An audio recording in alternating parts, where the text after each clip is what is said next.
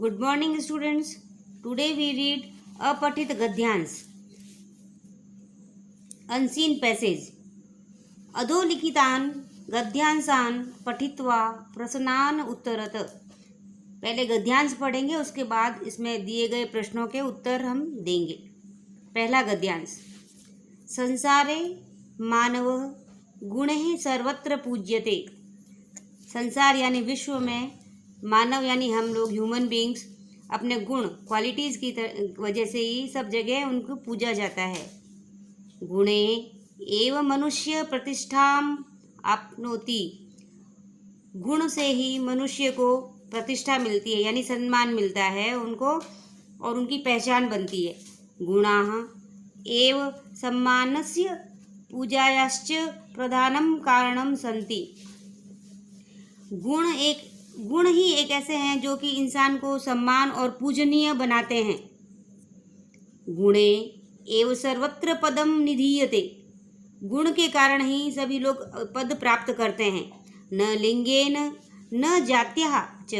न तो लिंग यानी न तो कोई स्त्री या पुरुष और न ही जाति से संबंध होता है, लेकिन उसमें गुण है तो वो अपना पद प्राप्त कर सकता है.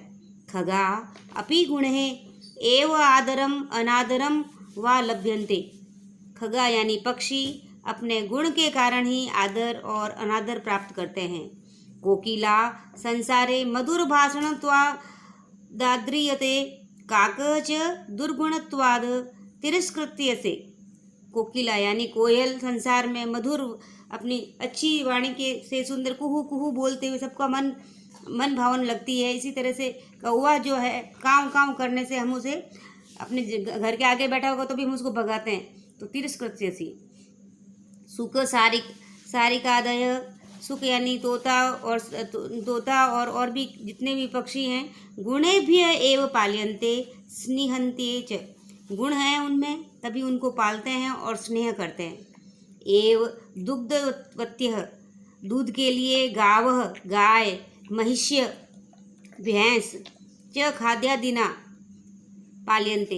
यानी जब खाने पीने के लिए हमें जब चाहिए होता है तो हम गाय भैंस को जब तक दूध देती है तब तक हम उसको पालते हैं. निर्दुग्धा च गृहाद एव बहि निष्क्रियन्ते. जो दूध देने वाली नई दूध देने वाली गाय हैं भैंस है उनको हम बाहर बही माने बाहर निष्क्रियन्ते भगा देते हैं यानी अपने उसमें अपने स्टेबल में नहीं बांधते उनको.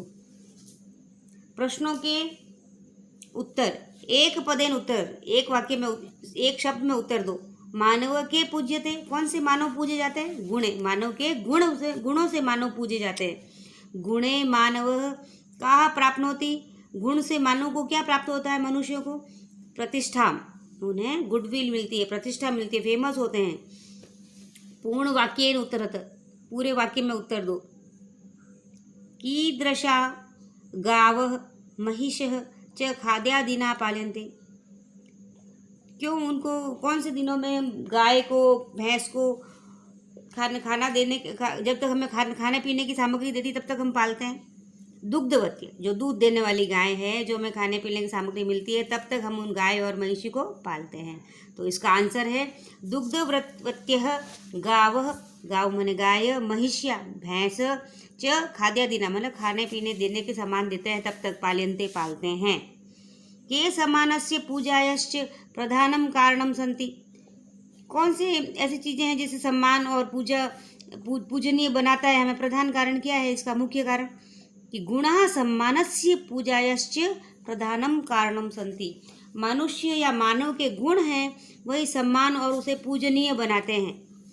कारणम निर्देशानुसार उत्तर दीजिए. एमसीक्यू के उत्तर देने हैं आपको. कारणम अस्य किम विशेषण पदम अत्र प्रयुक्तम. तो इसका आंसर ग है, प्रधानम. पाल्यन्ते इति क्रियापदस्य किम कर्तपदम अत्र प्रयुक्तम. तो इसका आंसर है सुख सारिकादय. गद्यांशस्य उपयुक्तम शीर्षकम लिखत. तो इस गद्यांश में पढ़ा तो इससे हमें क्या मालूम हुआ? मेन शीर्षक क्या है इसका? टाइटल क्या होगा? कि मानवः गुणे सर्वत्र पूज्यते. मनुष्य अपने गुणों के कारण पूजनीय, सभी जगह पूजनीय बनता है. पेज नंबर टर्न कीजिए बच्चों और अधिक अपठित गद्यांश दूसरा हम पढ़ते हैं. एकदा चत्वारः ब्राह्मण कुमारा आसन। एक बार 4 ब्राह्मण पुत्र जो थे वो बैठे थे, आसन यानी थे। तेषां तेषां त्रय शिक्षां प्राप्य विद्वांसः अभवन। उनमें से 3 जने जो थे वो विद्वान यानी विद्वांस थे, पढ़ाई लिखाई उन्होंने की थी। परम एक निरक्षर एव अतिष्ठत, लेकिन एक जो है वो निरक्षर यानी इलिटरेट रह गया था। विद्यां प्राप्य त्रय कुमारा अहंकाराणि अभवन। 3 कुमारों ने, जी ब्राह्मण कुमारों ने जो विद्या प्राप्त की थी उस वजह से उनको अहंकार, प्राउड, घमंड आ गया था। यत् किचिदपि कर्म सहसेव विचारम विना एव अकुर्वन। इसी वजह से वो कभी भी कोई भी कार्य, कर्म ने कार्य सहसेव यानी अचानक से, तुरंत से कर लेते, बिना सोचे समझे, विचार किए बिना ही। निरक्षर च कुमार सर्वदा सहज बुद्धया विचार्य एव कार्य करोति स्म। और जो निरक्षर था, इलिटरेट था, नहीं पढ़ा लिखा था, वह कुमार जो है हमेशा अपनी बुद्धि को सहज रखता और सोच समझ के कार्य करता था। एकदा वने गच्छन्तः ते एकस्य सिंहस्य अस्थिपंजरम अपश्यत। एक बार वे चारों जने जा रहे थे जंगल में, तब उन्होंने एक शेर के अस्थिपंजर को देखा। अस्थिपंजर माने उसका स्केलेटन को, मरा हुआ था शेर, उसको देखा। त्रय विद्वांस कुमार, 3 जो विद्वान कुमार, ब्राह्मण कुमार थे, हर्षिता, हंसे अभवन। उसको देखकर, स्केलेटन को देखकर हंसे, शेर के।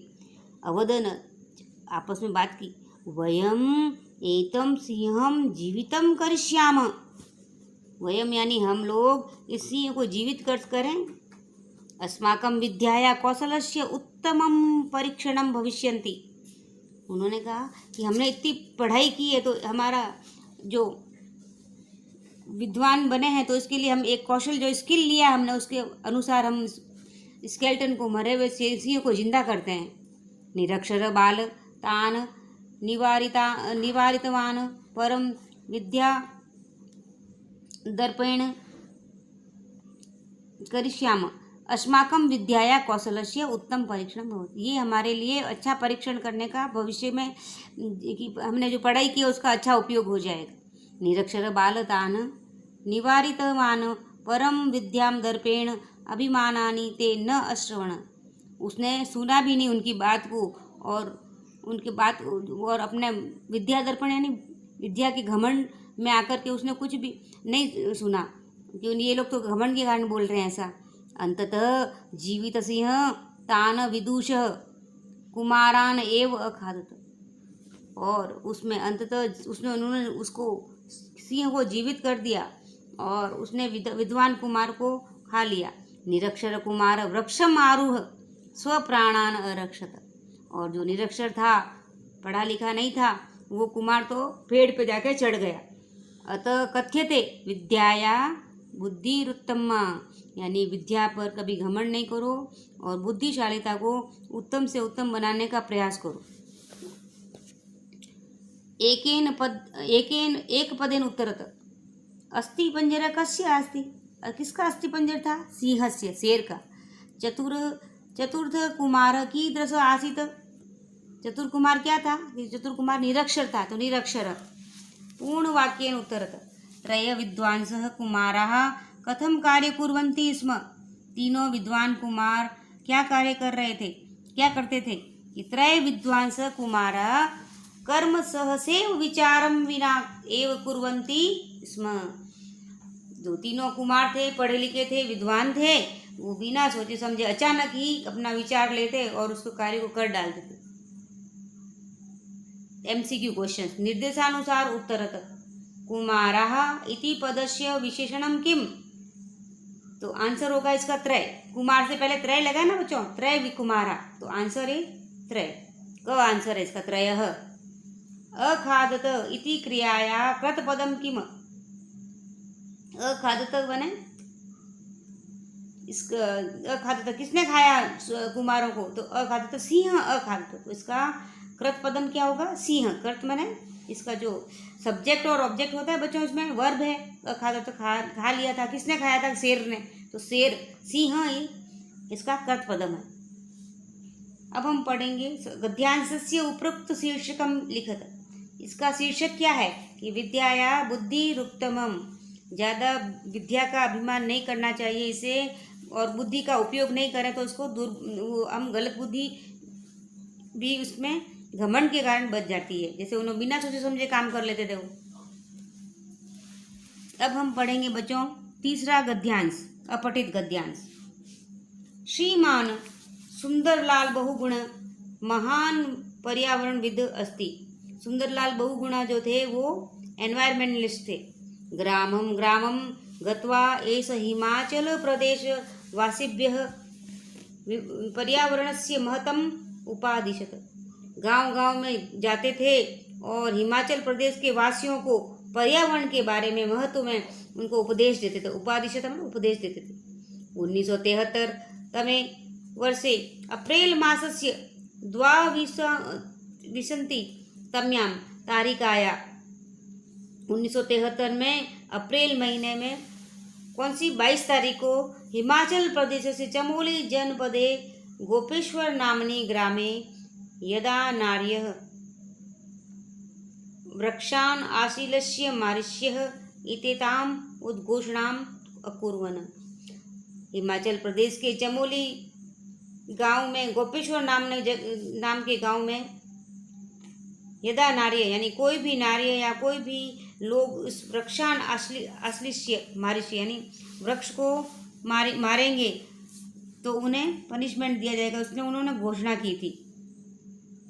तदा वृक्षाणाम छेदका वृक्ष छेदनात् व्यरमन, यानी उन्होंने कहा कि कोई भी वृक्ष का छेदन यानी उसका कटाव नहीं करेंगे तथा और उसके बदले में दूसरा वृक्ष लगाएंगे। यदि आप एक वृक्ष काटते हो तो दूसरा वृक्ष छेदनात् व्यरमन यानी इसको दोबारा दूसरा कोई पेड़ या प्लांट लगाओ। तथा चिपको नाम आंदोलनम प्रावर्तत। चिपको आंदोलन उन्होंने शुरू किया। चिपको यानी पास पास पास बहुत सारे प्लांट लगाओ। एष जनान उद्बोधयत यत वृक्षा व्यवसायस्य कृते न सन्ति। एष जनाना यानी सब लोगों को बताया। एष यानी यह जनाना यानी लोगों को उद्घोषित किया, उद्बोध यानी उनको बताया, समझाया। यत वृक्षा ये जो वृक्ष हैं वो व्यवसाय आपके फायदे के लिए नहीं है। न कृते न सन्ति अपितु ते मृतिका रक्षणार्थ। मृतिका यानी मिट्टी का रक्षण करने के लिए। सॉइल इरोजन कम होता है, आपको पता है ना प्लांट से, तो सॉइल इरोजन ना हो, मृतिका या रक्षण। जलस्य अवरोधनार्थम यानी जल का जो है वो अवरोधन हो, यानी जल जो है पानी इकट्ठा हो और उसे हमारे मिट्टी के अंदर उपजाऊपन बढ़े। ऑक्सीजन वायु च संरक्षणार्थ संति, इससे ऑक्सीजन भी मिलती है, क्योंकि जितने ज़्यादा पेड़ होंगे उतने ही हमें ऑक्सीजन देंगे। आपको पता है पेड़ जो है हमें क्या देते हैं? ऑक्सीजन। हम इनहेल करते हैं ऑक्सीजन, वो कहाँ से? पेड़ से मिलती है। और एक्सहेल जो हम कार्बन डाइऑक्साइड करते हैं वो हम पेड़ों को देते हैं। प्रश्न एक पदेन उत्तरत श्री बहुगुण क अस्ति। कौन थे बहुगुण? कि सुंदरलाल बहुगुण पर्यावरणविद अस्ति। पूर्ण वाक्य उनका पूरा नाम ये था, सुंदरलाल बहुगुण। बहुगुण महोदयेन किम ना आंदोलन प्रारब्ध। चिपको आंदोलन, उन्होंने क्या कहा? पेड़ चिपका कर लगाओ। चिपको आंदोलन उन्होंने स्टार्ट किया था। प्रारब्ध यानी स्टार्ट करना। पूर्ण वाक्येन उत्तरत वृक्षा वस्तुतः किम अर्थ संति। वृक्ष जो है हमारे लिए क्या काम आने चाहिए? कि वृक्ष मृतिका रक्षणाय, ये मिट्टी की रक्षा करते हैं। जलस्य अवरोधनार्थम, जलस्य यानी पानी का बहाव जो है वो बढ़ा करके फैला के और रोकते हैं। ऑक्सीजन देते हैं हमें, तो ऑक्सीजन वायु देते हैं। च संरक्षणार्थ संति। दूसरा क्वेश्चन, कस्मिन् प्रदेशे ग्रामे च इदम आंदोलनम आरभत। कौन से प्रदेश के गांव में यह आंदोलन शुरू हुआ था? कि हिमाचल प्रदेशस्य चमोली जनपदे गोपेश्वर नामनी ग्रामे इदम आंदोलनम आरभत। तो हिमाचल के चमोली गांव में, चमोली जिले के गोपेश्वर गांव में ये आंदोलन शुरू हुआ था। निर्देशानुसार उत्तर दीजिए। एष जनान उद्बोधयत। अत्र एष क यानी एष कौन कि सुंदरलाल बहुगुणा के लिए आया है। महिरुहा, महिरुहा अस्य पर्याय किम, कि महिरुहा किसको बोलते हैं पर्याय, यानी इसका सिमिलर वर्ड क्या है कि वृक्षा। गद्यांशस्य उपयुक्त शीर्षकम लिखत, पर्यावरणविद, पर्यावरण एनवायरनमेंट के रक्षक श्रीमान सुंदरलाल बहुगुणा, ये इसका शीर्षक है। अब हम फोर्थ गद्यांश अनसीन पैसेज पर रीड करेंगे बच्चों। तो चौथा गद्यांश है हमारे लिए अपठित गद्यांश। एकदा एकः नृपः आखेटाय वनम गच्छत। एक बार एक राजा आखेटाय यानी शिकार के लिए जंगल में गया। तत्र वहाँ एकम सुंदरम मृगम दृष्ट्वा, उसने एक सुंदर मृग को देखा। सह तम अन्व गच्छत, वो धीरे धीरे उसकी तरफ जा रहा था, इधर उधर घूम रहा था और अपने को उसने आकर्षित किया। उनको यानी अपने देखने का मन करता है अच्छे अच्छे मृगों को, तो उसने राजा का ध्यान उधर गया। शीघ्रमेव स चांडालानाम ग्राम प्राप्नोति, और धीरे धीरे चलते चलते राजा जो है वो चांडालों के गांव में चले गए। चांडाल यानी जानते हो आप, जो शमशान घाट पे रहते हैं और जो आते हैं मृत बॉडी आती है उनका वो संस्कार कराने में मदद करते हैं, तो उनके वहाँ पे चले गए उस गांव में। तत्र नृप दृष्ट्वा एव वृक्षोपरि एक शुक, तत्र यानी वहाँ राजा ने देखा कि वृक्ष के ऊपर, परि माने ऊपर, ऊपरोपरि, ऊपरी, एक शुक, शुक यानी तोते को देखा। प्रहर प्रहर मारह मारह इति उच्च स्वरेण चित्कारम अकोरोत, तो वो क्या बोल रहा था, प्रहर प्रहर यानी ये आने वाला समय है, समय इसमें मारा यानी मारेगा, मारेंगे मारेंगे, मरेंगे मारेंगे मारेंगे, ऐसे चित्कार यानी जोर जोर से वो बोल रहा था, उसका उच्चारण कर रहा था। विस्मित राजा दूरम अपसृतवान, विस्मित यानी आश्चर्य से राजा ये सब बातें दूर से सुन रहा था, अपने सामने देखता रहा था। मार्गे मुनि नाम आश्रमा आसनम, धीरे धीरे जा रहा था और जाते जाते मार्ग में एक मुनि का आश्रम आया। तत्रापि वहाँ पर एक शुक, एक तोता, वृक्ष से उपविष्ट आसीत, उसने देखा कि एक तोता जो है आश्रम के पास, मुनि के आश्रम के पास में एक पेड़ पर तोता बैठा और वह वहाँ पे पेड़ के शाखा में बैठा है।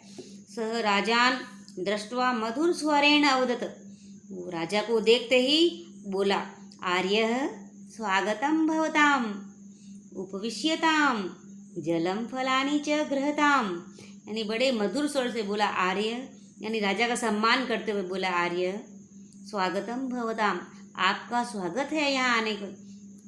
उपविश्याम में आपको स्वागत करते हैं हम। जलम फलानी च गृहताम, आप यहाँ उपविश्याम यानी बैठे हैं और जल फल खाएं, गृहीताम यानी ग्रहण करें, स्वीकारें। राजा पुनः चकित अभवत, राजा को वापिस से आश्चर्य हुआ कि वो कैसे बोल रहा था और ये कैसे बोल रहा है। तदा आश्रमस्य ऋषि राज्ञः कौतूहलं शांतम कुरोति, इसीलिए जब आश्चर्यपूर्ण से सोच रहे थे, देख रहे थे, तो राजा का कौतूहल यानी जो अंदर जिज्ञासा जग रही थी उनमें कि ये ऐसे क्यों हो रहा है, तो आश्रम में बैठे ऋषि ने राजा की यानी राजा का कौतूहल जो अंदर जो हो रहा था, कौतूहल चल रहा था, उसको शांत किया।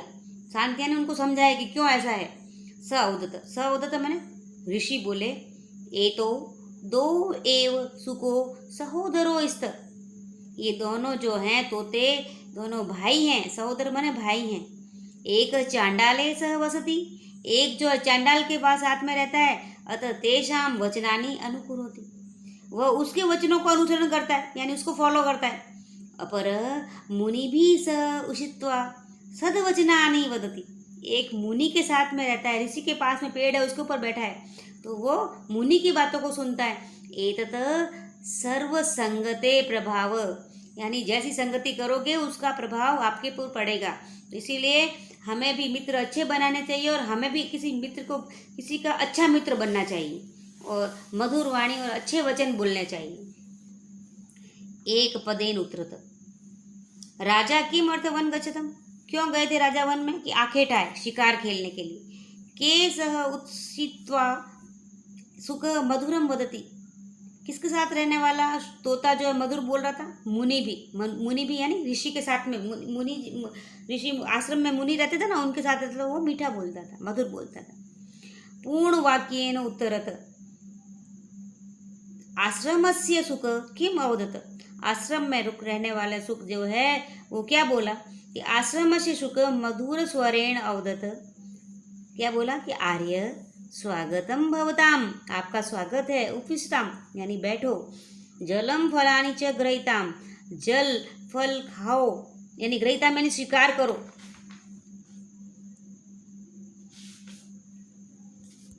सेकंड क्वेश्चन, केन कारणेन प्रथम शुक मारय मारय इति वदति। क्या कारण था कि पहला जो तोता था वो मारय यानी मारो मारो मारो कर रहा था। चांडाले स वसति, वो जो तोता था चांडाल के साथ रहता था। अतः तेषाम सुख मारय मारय इति वदति। अब एमसीक्यू क्वेश्चन बच्चों, निर्देशानुसार उत्तरत उपविशताम क्रियाया उचितम कृत पदम किम। तो ये उपविश्राम किसका है? राजा के लिए बोला। राजा उपविश्राम यानी आप बैठो यहाँ पे और आप फल जल ग्रहण करो। तो आंसर क्या होगा इसका? क, राजा। दूरम अगजत यानी दूर से देख रहे थे, दूर से आ रहे थे। तो वो क्या देखते हैं कि एक पेड़ पर जो है वो सुख तोता बैठा है और वो कैसे बोले जा रहा था। तो इसका भिन्न अस्मिन् अर्थे किम क्रियापदम प्रयुक्तम, यहाँ पर क्या क्रियापद प्रयुक्त हुआ है? इसका होगा आंसर अपश्रुतवान। अपश्रुतवान यानी दूरम अगच्छत, दोनों का आंसर यानी दोनों सेम ही है मतलब। गद्यांशस्य उपयुक्तम शीर्षकम लिखत। इस गद्यांश का शीर्षक क्या है बच्चों? कि सर्वे संगते प्रभाव, सभी कुछ संगति के ऊपर डिपेंड कर रहा है। यानी आप जैसों के साथ रहोगे वैसा ही आपको संगति से उसका प्रभाव इफेक्ट होगा। अब हम पढ़ते हैं बच्चों 5वां अध्याय और लास्ट अध्याय हमारे ऐसे 1 में आने वाला टॉपिक में से। अपठित गद्यांश 5वां। चिन्मय एक चतुर बाल अस्ति। चिन्मय एक चतुर यानी होशियार बालक था। जनकः अम्बा च यदा तं पश्यत तदा एव तुष्यत। जनक यानी पिता, अम्बा यानी माता, यदा तदा यानी जब भी उसको देख रेख रखते थे। तथा पश्यते मैंने ध्यान रख देखना, और तुष्ट में उसको भोजन वगैरह से संतुष्ट करते थे। तो खाना पीना खिला के उसको ध्यान रखते थे, देखभाल करते थे। चिन्मयस्य द्वे भगिनियः अपि स्त। चिन्मय के साथ में उसकी 2 बहनें भी थी। ते सर्वे प्रातः माता पितरम नमन्ति। वे तीनों जने भाई बहन अपने माता पिता को सुबह उठते ही नमस्ते नमन करते थे। ज्येष्ठा भगिनी वैशाली पठने अति कुशला अस्ति। जो ज्येष्ठा यानी उसकी बड़ी बहन वैशाली जो थी वो पढ़ने में बहुत ही होशियार थी। कुशल माने कौशल यानी उसको बहुत अच्छे पढ़ाई समझ में आती थी। अनुजा मिताली अपि कुशाग्र बुद्धि अस्ति। उसकी छोटी बहन जो थी मिताली वो भी पढ़ने में होशियार थी। ते चिन्मय अपि पाठयत, वह चिन्मय के साथ ही पढ़ती थी। मिताली और चिन्मय एक ही क्लास में थे और उनकी जो बड़ी बहन थी वो पढ़ने में होशियार भी थी, ज़्यादा उनसे होशियार थी दोनों से। माता तेभ्य सूपम ओदनम च पचती। माता जो है उनके लिए सूप बनाती, भोजन कर ओदनम यानी सूप और अदरक का सूप बना करके पिलाती थी, खाना बनाती उनके लिए। तो ओदनम सूपम ओदनम च पचती, पचती माने बनाती थी, खाना पकाती थी। जनक रमण सर्वेभ्य मिष्टान्नानि फलानि च आनयति। जनक रमण जो थे वो सभी के लिए मिठाई फल आदि लाते थे। आनयति माने लाना। स सर्वेभ्य क्रीडनकानि अपि क्रीणाति, यानी वे सभी के वो अपने बच्चों के साथ सर्वे भी यानी सभी लोगों के साथ में क्रीड़ा माने क्रीडनकानि यानी खेलना भी खेलते भी थे उनके साथ में। ते ग्रीष्मावकाशे भ्रमणाय गच्छन्ति, और जब समर वेकेशन होता गर्मियों की छुट्टियों में तो वो घूमने भी जाते थे। चिन्मय वैशाली मिताली च समये समये जनकस्य अम्बाया च सहायतां कुर्वन्ति। चिन्मय वैशाली मिताली ये तीनों जने अपने माता पिता के साथ में मदद कराते थे उनकी। ते सर्वे मिलित्वा एव सर्वाणि कार्याणि कुर्वन्ति। वे सभी लोग मिल करके सारा घर का सब काम करते थे। एते बालका तु सुयोग्या चतुरा च सन्ति, इसीलिए बालक जो है वो सुयोग्य थे और चतुर भी थे। अतएव तेषां परिवार समृद्धि सुख च स्त, इसलिए उनका परिवार जो था वो प्रॉस्परस यानी सुख समृद्धि से पूर्ण था, खुशहाली थी उनके घर में। एक पदेन उत्तरत, एक पद में उत्तर दो। वैशाली पढ़ने की दृश्य, पढ़ने में कैसी थी कि अति कुशला, बहुत ही होशियार थी। सुपोदनम का पचती, सूप बनाने का काम कौन करता था कि माता। पूर्ण वाक्यन उत्तरत, प्रश्न सेकंड, उसका फर्स्ट क्वेश्चन। जनक बालेभ्य किम करोति, जनक जो है पिता है वो बालकों के साथ क्या करते थे कि जनक रमण उनका नाम था। सर्वेभ्य मिष्टान्नानि फलानि च आनयति, अपने बच्चों को मिठाई देकर फल लाते उनको खुश करते थे। स सर्वेभ्य क्रीडागानि, और सभी के साथ में खेलते भी थे और सब काम करते थे मिलकर के। परिवारे सुखम समृद्धि च कथम अस्त, कैसे सुख समृद्धि होती है घर में कि ते सर्वे मिलित्वा एवं सर्वाणि कार्याणि कुर्वन्ति, सभी मिलकर के एक साथ कार्य करते हैं तो घर खुशहाल रहता है। निर्देशानुसार उत्तरदम कृत्वा प्रत्ययस्य उदाहरणम चुनतु, इसमें प्रत्यय कहाँ लगा है बच्चों, समृद्धि में तो नहीं है, देखो मिलित्वा में लगा है लास्ट में त्वा, तो ये आंसर होगा इसका ख। मिलित्वा का प्रत्यय क्या है, त्वा, तो आंसर ख। ये जो इस साइड में लिखा था इसलिए मैंने बच्चों इसका सेकंड क्वेश्चन मैंने यहीं लिख दिया क्योंकि वो थोड़ा सा ही था, इसलिए इधर आप इसी में से रीड कर लीजिएगा। बुक में आपके नेक्स्ट पेज पे 149 पेज पे, ये मैंने 148 है ना, तो ये वाला मैंने पेंसिल से लिख दिया। आप 49 वाला जो है आपने अपने नोटबुक पे अपने वर्कबुक के अंदर आप टिक कर लीजिएगा आंसर। नमन्ति क्रियाया कर्म पद किम, आंसर माता पिता। किसको नमन किया जाता था, माता पिता को, तो आंसर क्या आएगा, माता पितरम।